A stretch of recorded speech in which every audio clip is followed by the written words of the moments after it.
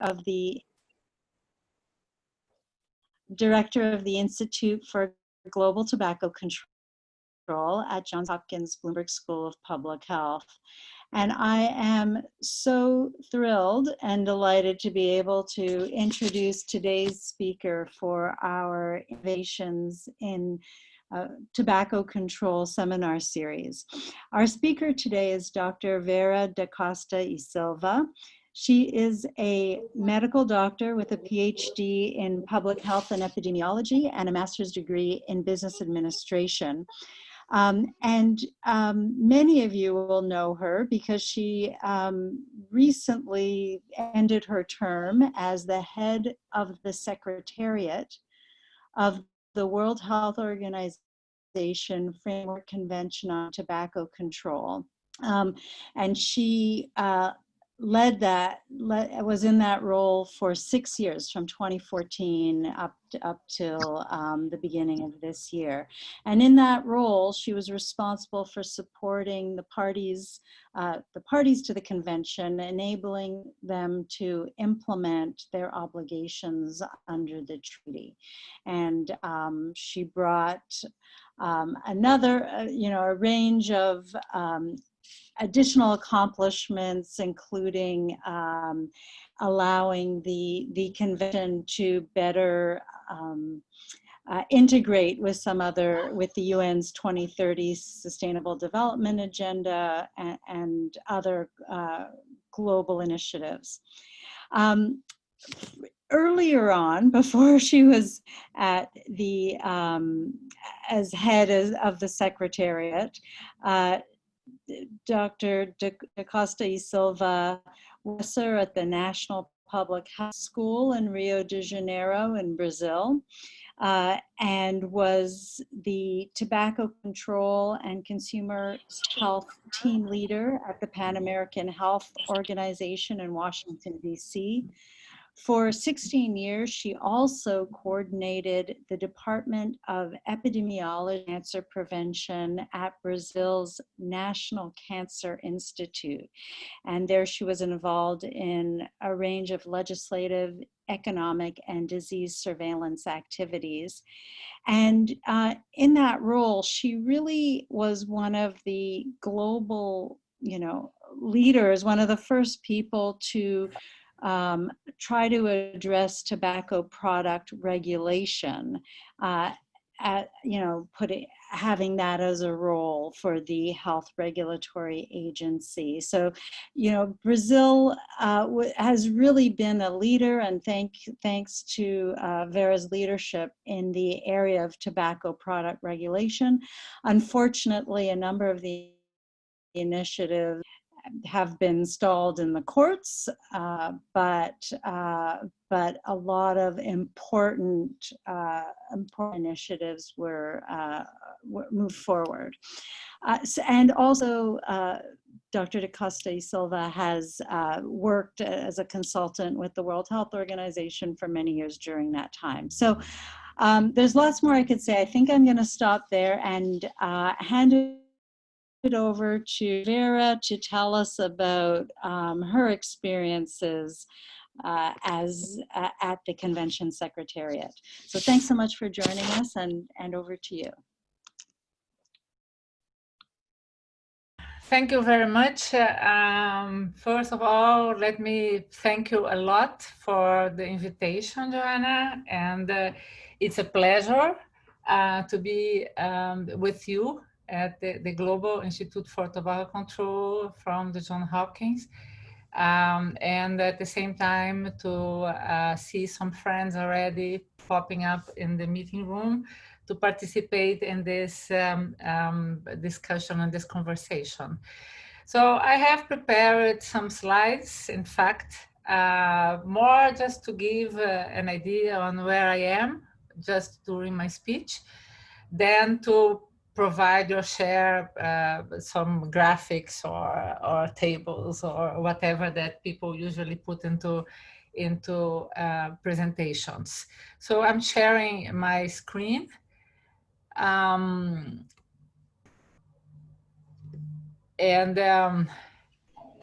Let me just put it I think that it has to be on the here.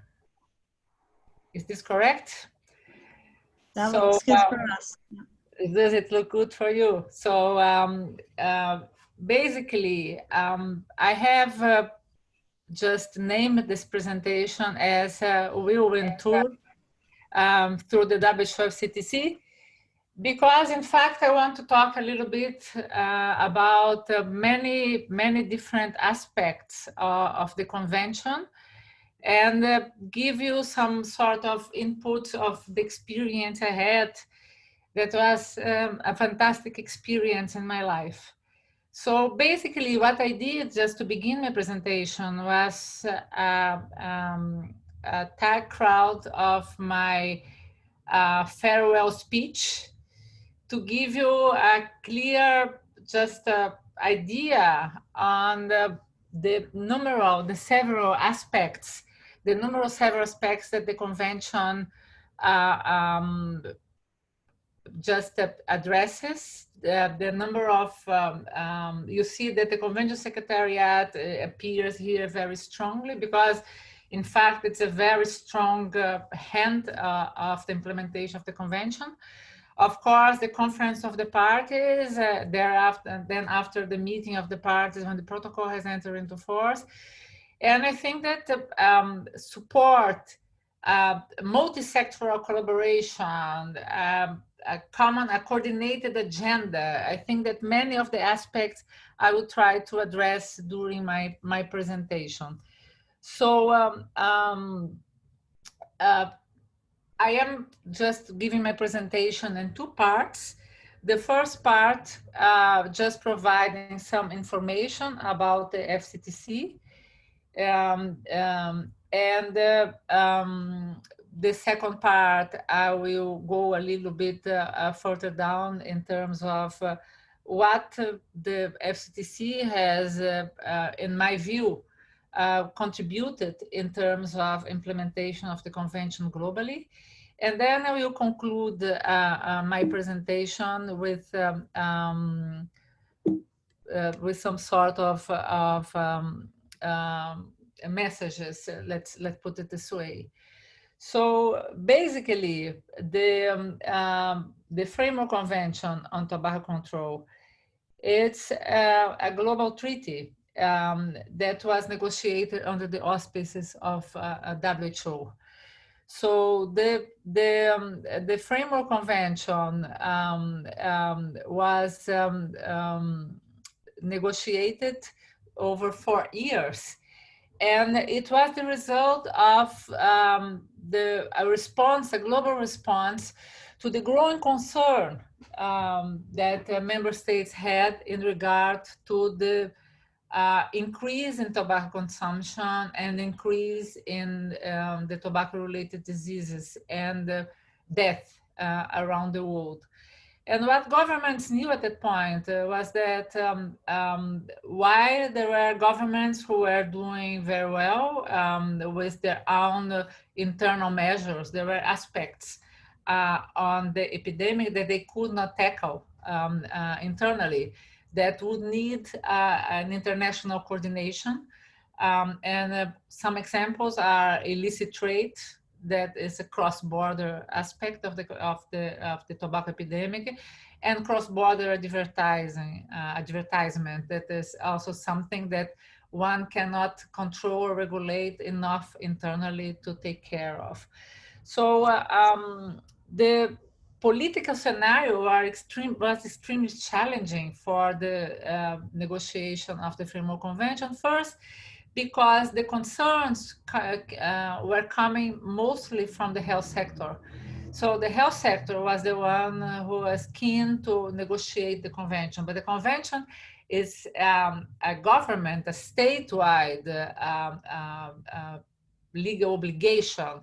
It doesn't end in the health sector. It involves all other sectors of the government. Second, there was a big, there was a growing, let's say, consumption, what means that the tobacco industry was growing more influential. And they were just shifting their attention to the developing world as tobacco control measures started to proliferate in the developed one. So, and they were shifting not only their marketing strategies, but also their production channels to the developing world. And what means that the governments who were coming to negotiate the conventions, they were coming from the health sector mainly, many times without sufficient information about the country situation in regard to other aspects of the tobacco epidemic, but the tobacco trade and all aspects of tobacco. And at the same time, there are a number of tobacco growing countries and tobacco producers. So there are a number of interests related to trade, related to commerce, related to a number of aspects to production, another aspect of the convention. What was something that was sensitive from the point of view of the negotiation. So the people who were part of this process of the 4 years of negotiation plus the 2 years pre-negotiation, just working on the working groups that preceded the intergovernmental negotiation body, they have witnessed the difficulties of coming together with every word, with every shall, with every should, with every could that were part of the text of the convention itself. So I had the privilege to be involved on that, like Johanna has already said. The exercise was successful at the end of the day and has brought the convention to life. An international convention that many people working in other areas related to risk factors envy from the point of view that they would like to have a convention as well. But as well said by so many lawyers around the world as well, the conventions or the treaties are not the only way to deal with risk factors. There are many other ways. And the convention, even though it's a legal instrument, and we are going to see this, it needs to be implemented properly. So there are countries who have really benefited enormously from the convention. There are countries who have not. And there are countries who have not even ratified the convention or became parties to the convention as well. So there are a number of variations around this subject. The current status of the convention is that we have 182 parties currently to the Framework Convention on Tobacco Control. You can see in this map who are the non-parties to the convention, and we hope they become parties one day to the convention. The coverage is almost universal, but I need to say here that are some non-parties of the convention who have signed the convention, showing the political will to support the measures of the convention. And one of these countries is the country where the Johns Hopkins School is based.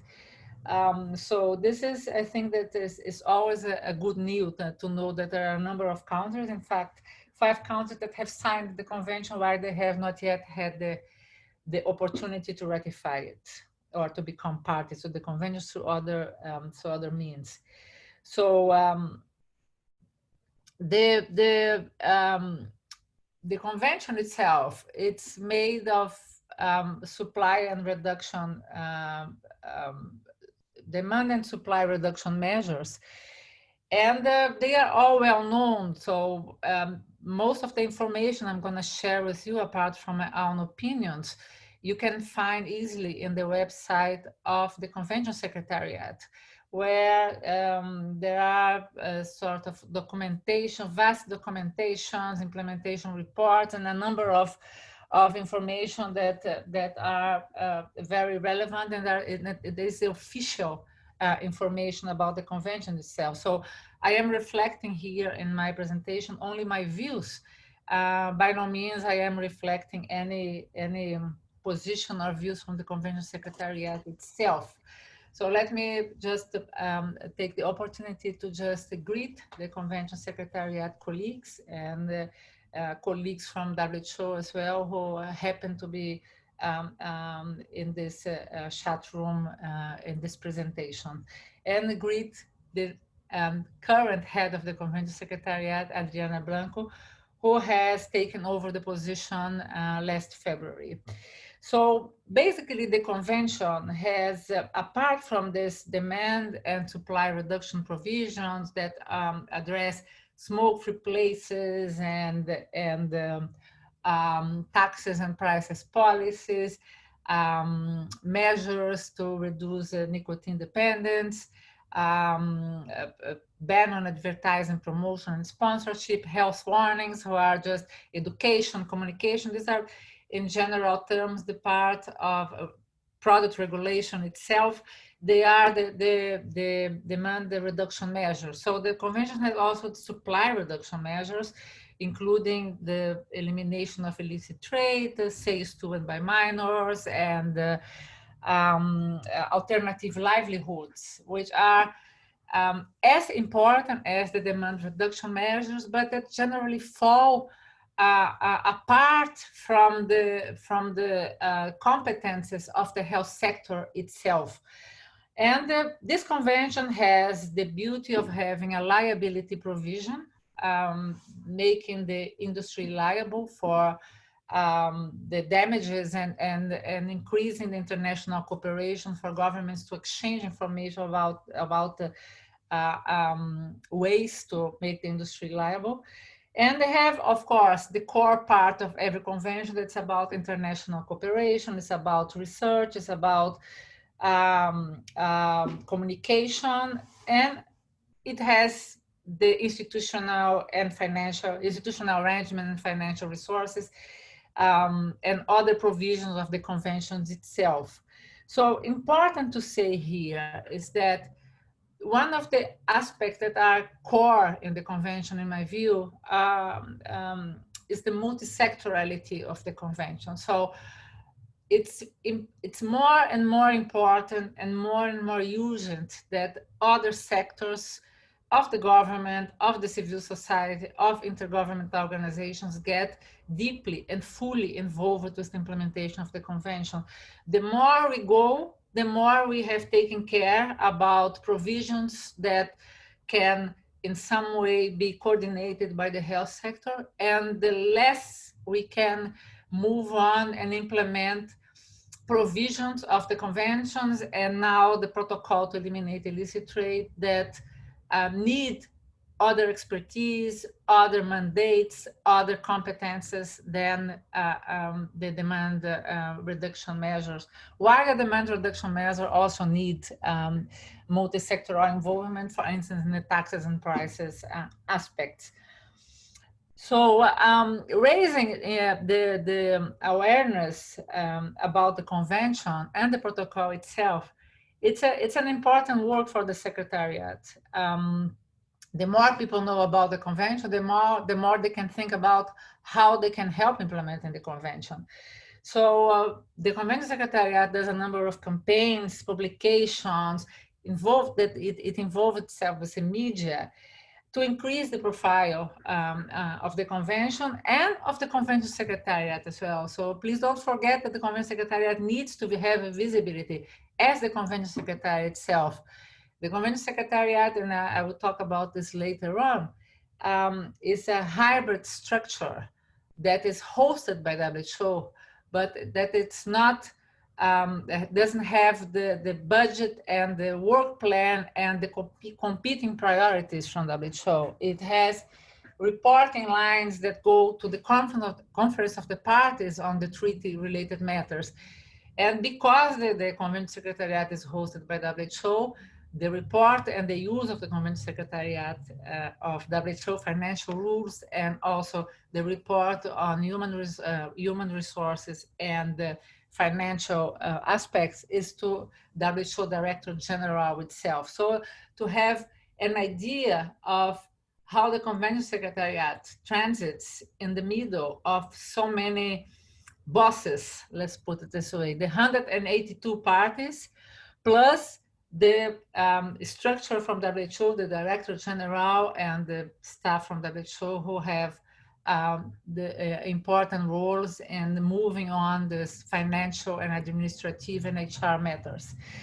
So the Convention Secretariat also has the participation in a number of aspects, such as events, gathering, booths, speeches. So it has to be a sort of a very active work that not necessarily can be done easily, because the Convention Secretariat is limited to a very small number of people. So there were between 10 and 20 in the early years. Currently with the protocol, there are between 20 and 30 people working only working in the Secretariat and having to deal with all the aspects that we are talking about here. So the machinery of the convention. So the convention basically is composed, is moving on, let's put it this way. The framework of the international cooperation of the convention is set through the institutional arrangement of the Conference of the Parties, supported by the Convention Secretariat. And in this arrangement, we include the special role of the Bureau, the subsidiary body, and the observers themselves. You will see that the Conference of the Parties is the governing body, is the major authority to implement the convention, to guide the work of the Convention Secretariat, to address the application of technical decisions, to develop global norms by developing guidelines, and to adopt declarations, decisions, and a number of measures to make the implementation of the convention progress in the world, and where it matters most, which is at country level. So the COP meets every other year. This year they will not meet because the COVID epidemic, but the next meeting is set to happen next year, and it's let's say a global university in terms of learning what's going on in global tobacco control, working with governments to make some measures be addressed, moving on the tobacco control agenda, identify opportunities, bring in partners from the civil society, from intergovernmental organizations, from non-governmental organizations together, and have a number of outcomes that can be used in the interim period between the COPs to further developments in the convention. So to have an idea of the complexity of the COP, there are the COP has credentials for delegation. Delegations have to show credentials. They have to be appointed by the governments. The sessions of the COP can be open, public, or restricted, what means that they can have either everybody, including the public, who has a limited seat to just to observe the work of the COP, and the media, or it can be, well, this is a public session, or it can be open, where you have only the observers that are accredited to the COP, together with, of course, the parties, the delegations of the parties, and restricted, where you have only the parties. And of course, in the three kind of sessions, you have the Convention Secretariat, either fully or restricted to essential staff of the Convention Secretariat. So is this group usually of 1,200, 1,300 people who work together during the COPs.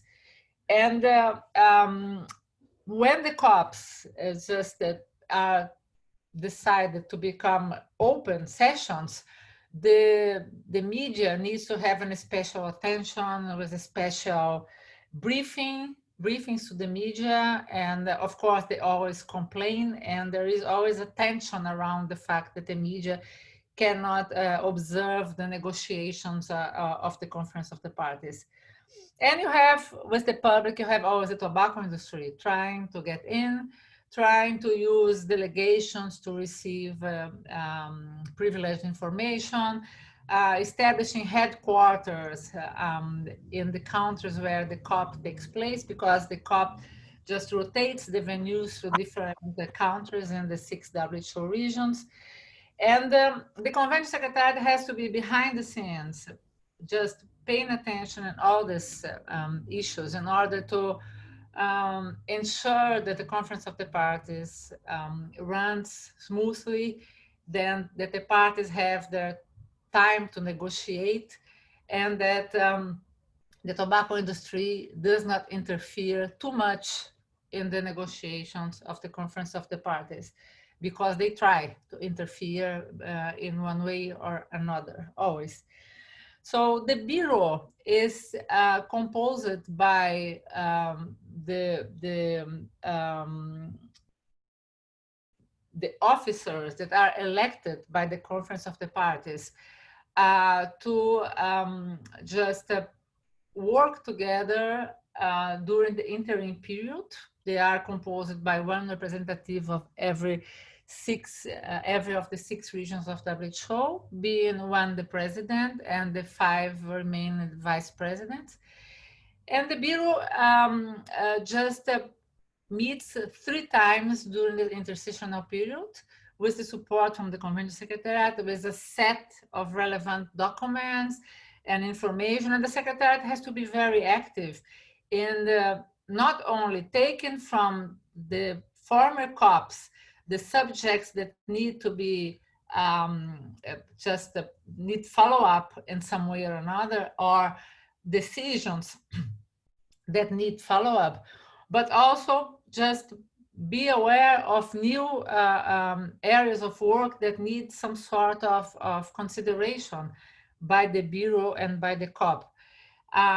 Mainly, most of the suggestions come from other parties who submit to the Bureau some points to be discussed and some agenda items. And the Secretariat is always there to support this process. So the Bureau is, after the intersessional period finishes, the president of the Bureau is the president of the COP, and the other vice presidents, they all continue to work and to meet on a daily basis during the COP to help administrate, let's say, the conference itself. So the machinery of the COP also entails subsidiary bodies established by the COP. So there are working groups, expert groups, panel of experts, a number of initiatives from the COP that the COP mandates the Convention Secretariat to organize. And the Convention Secretariat has to open calls for participation, for government, has to identify experts. And one of these subsidiaries was the one who has recently adopted the Global Strategy 2025 that we're talking about soon. There are also IGOs and NGOs that are accredited by COPs, so it's not enough to knock on the door. They have to submit their application, they have to have background in the area. And the Secretariat organizes meetings on a regular basis with IGOs and NGOs to coordinate agenda, to take advantage of some meetings, to promote the agenda of the convention itself. One of the sort of UN groups that addresses the IGO's work for NCDs is the UN Task Force, UN Interagency Task Force on NCDs, where the Convention Secretariat and WHO is the Secretariat for this UN task force, just moves also the agenda for the implementation of the convention. There are IGOs who are really on top of the process, like WHO, of course, who has a vocation for working with health related matters. But UNDP has most recently joined the work, more substantive work in terms of implementing the convention, and other agencies as well. So the Convention Secretariat is, as you know, I have already spoken a little bit about this. The Convention Secretariat does everything that is linked to the convention and to the bureau and to the working groups and expert groups and etc.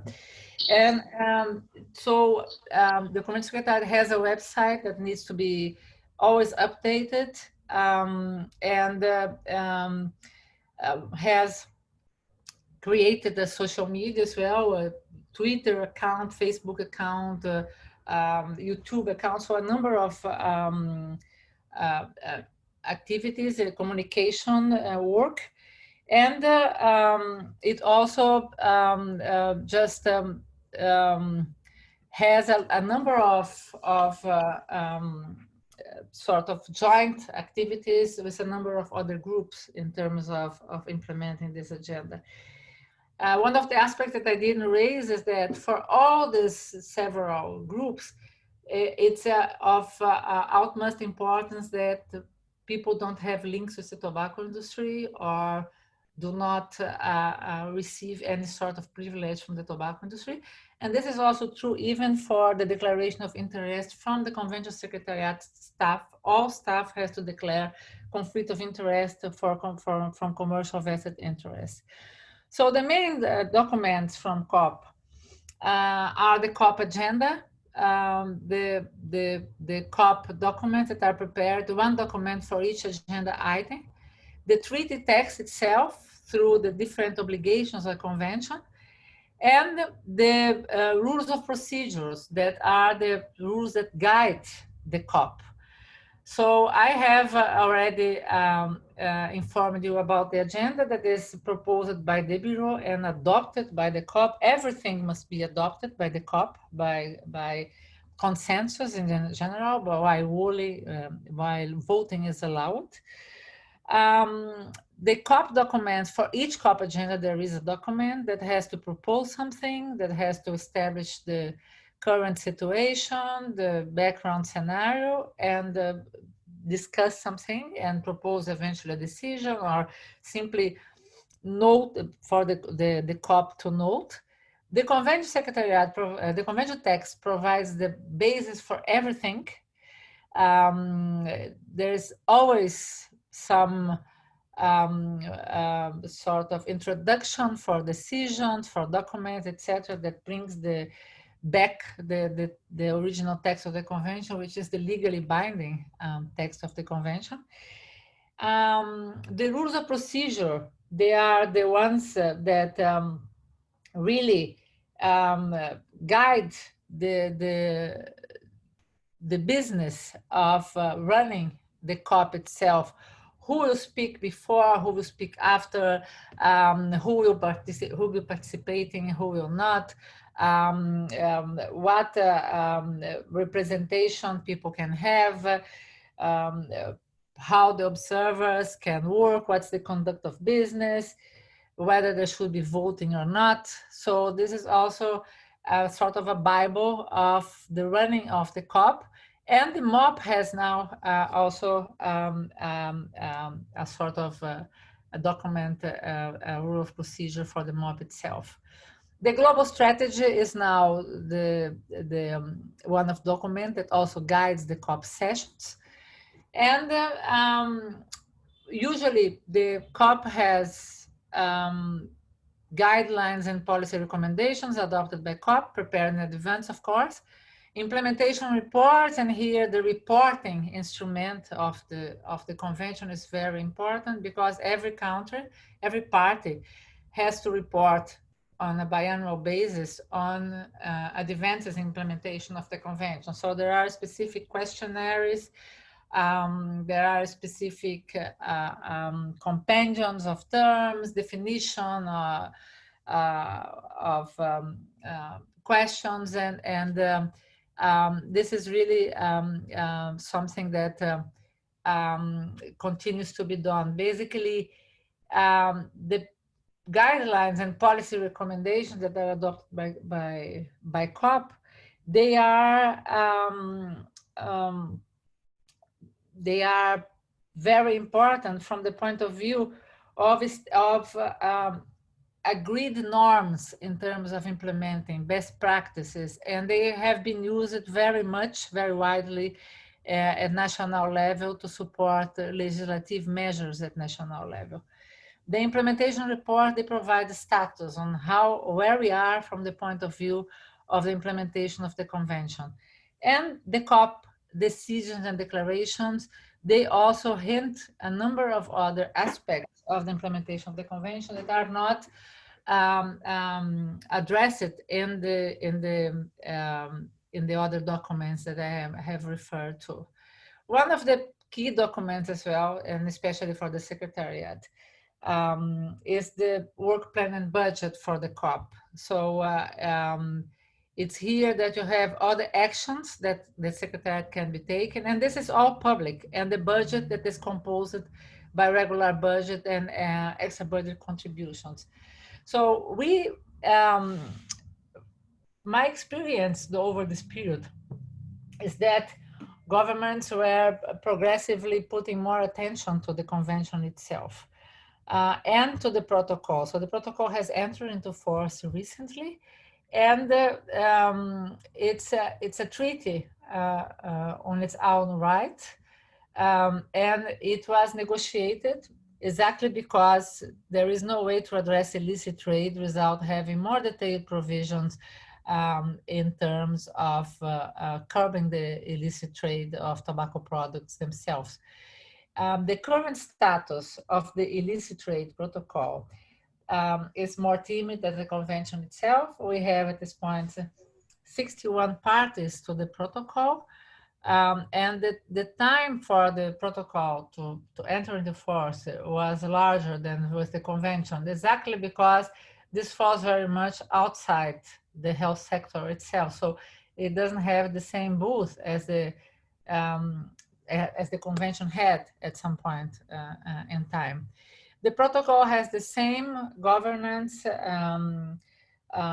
structure of the convention, but with a totally different governing body, because the parties are different. They are not the 182, but the 61 parties. And the mechanism, the rules of procedures, all the instruments, etc., they follow very much the model of the convention itself. And the Convention Secretariat is the convention for the protocol as well, what means that the financial rules from WHO and all the arrangements for the Convention Secretariat are also valid for the protocol itself. So in part 2 of my presentation, I will quickly go here through what I see as the representation of the FCTC internationally. So the FCTC, in fact, was the first time that WHO in 50 years of existence used Article 19 of its constitution to negotiate and to sponsor the negotiation of a framework convention on tobacco control. In reality, as I have been saying during my presentation, is a UN response to the global tobacco epidemic, because in the same way that the health sector cannot do miracle at country level, WHO cannot do miracle at international level as well. So the Secretariat has to work together with WHO and with many other UN agencies to move on the implementation of the convention. The beauty of that is that one of the aspects that we have advanced was to include one of the targets of the convention as part of the Sustainable Development Goals target, the 2030 SDGs. And of course, naturally, the convention is part of the NCD's declaration of the NCD's agenda as well. So this is very much linked to the need to include tobacco control, not only in the health aspect, but also in development aspects. There are many international matters that were progressively brought to the discussion and are increasingly being addressed. And they are very much linked to human rights, rights of the child, trade and investment, non-discrimination against women and indigenous population, among others. So the Convention Secretariat has started to work with these different institutions and entities that, and with all the observers that are already are working with these specific topics. There are also the representation of the convention nationally. So nationally, the convention is a legally binding international law that is domesticated at national level. So governments have the convention as a background for every single national law that is being tabled for the country. What has a very great advantage. It also supports the regulatory framework and product regulation, for instance, the establishment of a number of product regulation agencies or authorities around the world to start regulating the tobacco industry. I think it was of utmost importance. What it represents very importantly as well is that it helps reacting against the undue interference from the tobacco industry. The tobacco industry delays the process of legislation. The tobacco industry tries to partner governments and to provide support. And at the end of the day, they look for profits, and that's it.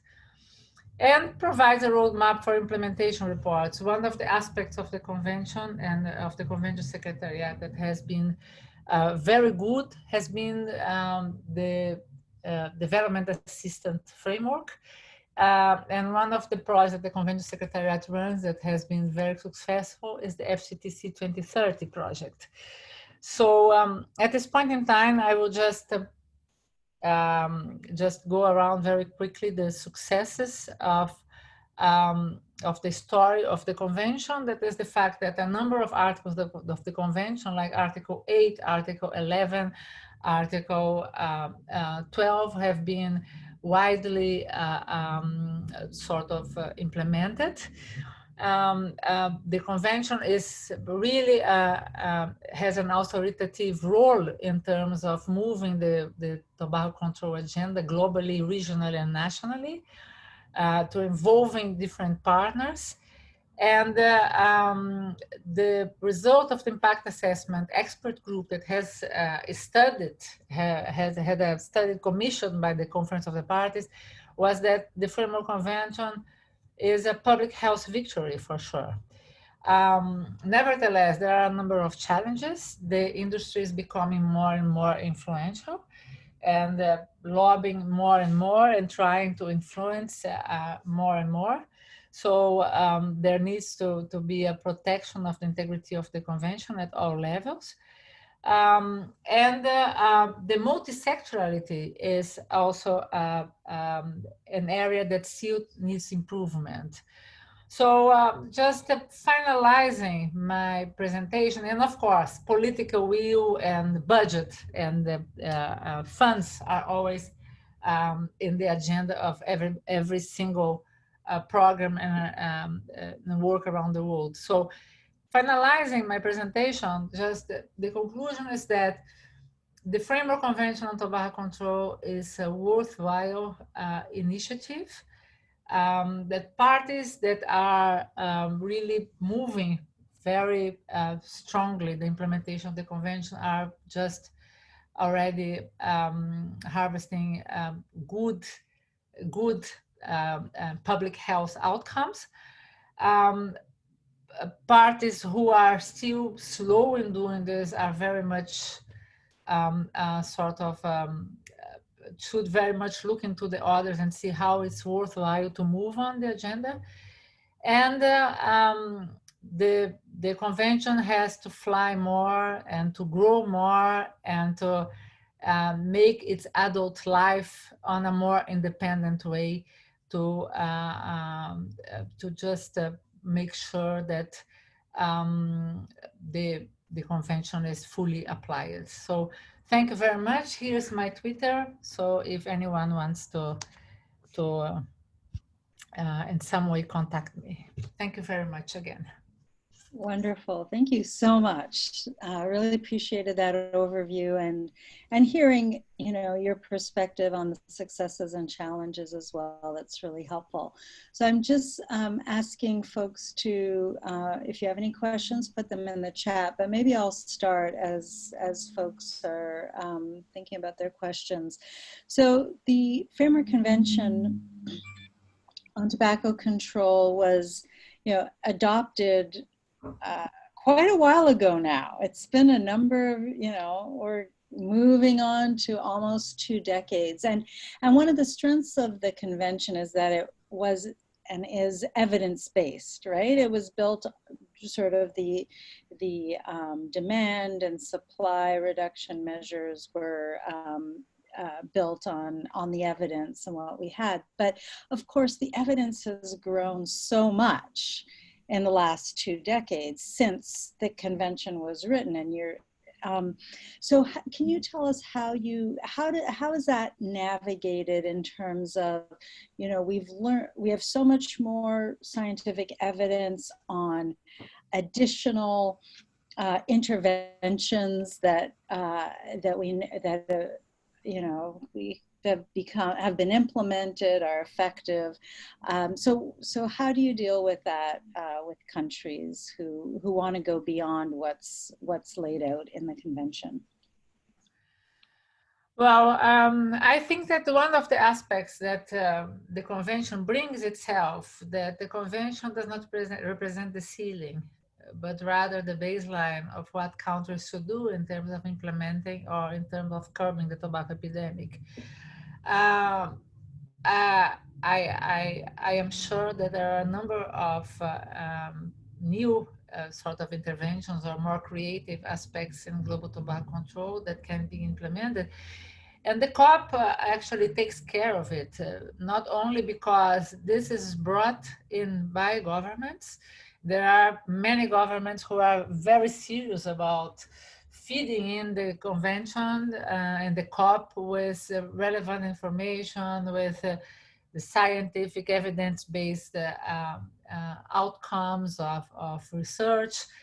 And this is all addressed by COP in one way or another. Either COP requests the Convention Secretariat, or COP requests WHO to prepare a document, or requests other sort of organizations to prepare some material.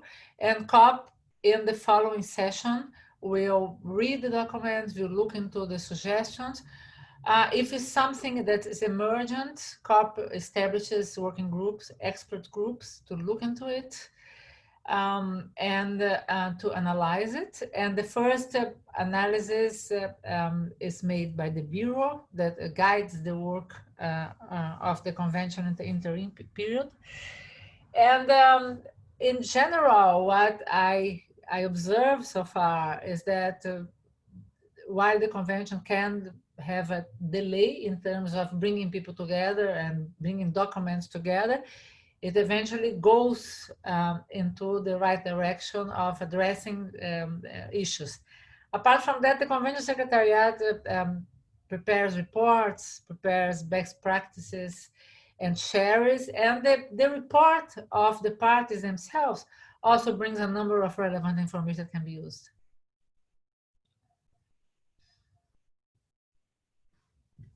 Sorry, I was on mute. Thanks very much. Yes, I think it's really important that the FCTC is seen as the floor.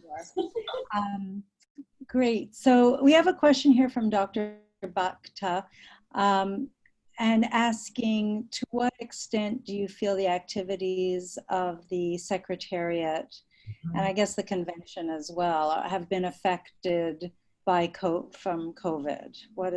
Has there been any impact, and can you talk about that? Well, you know what? I think that everybody was taken by surprise by COVID. I think that every single individual around the world, every coordinator, every director, everybody who has a sort of a focus on one aspect of health or whatever, it's not only about health, was taken by surprise. So I think that, of course, the COVID has impacted. COP was postponed, a number of meetings were postponed, a number of discussions were put on hold. But eventually, from what I can see from the convention Secretariat website, they are moving forward with bureau meetings, virtual meetings like everybody. They are moving with eventually organizing other meetings in a virtual way. They are trying to bring this discussion on board. Apart from that, I think that there is no question about the fact that smokers have a sort of, it's a growing evidence that smokers have more sort of effects, pulmonary effects from the COVID itself. So there are a number of initiatives around the world just trying to increase the implementation of measures of the convention for people just to decrease the consumption of tobacco products in order to help the COVID outcomes. So I think that we are still in the middle of the pandemic. It's not very easy to just invent, let's say, a sort of an outcome for that. I hope this is the best. But I think that everybody is adjusting in one way or another, and tobacco control continues to be a very important priority. NCDs continue to be an important cause of death. So I think we have to continue. Great. And then the next question is sort of a follow-up from Christiane Viana. Thanking you for your presentation and asking, do you have any advice for how we can continue to advance tobacco control agendas in this time of COVID? Well, I think that doing what Hopkins is doing, so keeping just bringing the topic to the surface for discussion. I think that we have to be more and more active in the social media, innovating from the point of view of having webinars, seminars, discussions, maybe some other areas that can be addressed, and continue to do just reorganize life, but without losing focus of tobacco control as a global problem and as a top priority in public health agenda. Great, thank you. We've heard recently about some challenges with funding in the NGO sector and, with Framework Convention Alliance. How important during the past 6 years that you've been at the Secretariat, how important has civil society been in advancing the convention? Well, this is a question that's music to my ears because I didn't have much time to talk about it. But the work of the convention, of the civil society, of the non-governmental organizations, is very, very, very relevant for the implementation of the convention. It's relevant to bring it to the agenda at national level. It's relevant to move its implementation just by pushing governments to do what they have to do.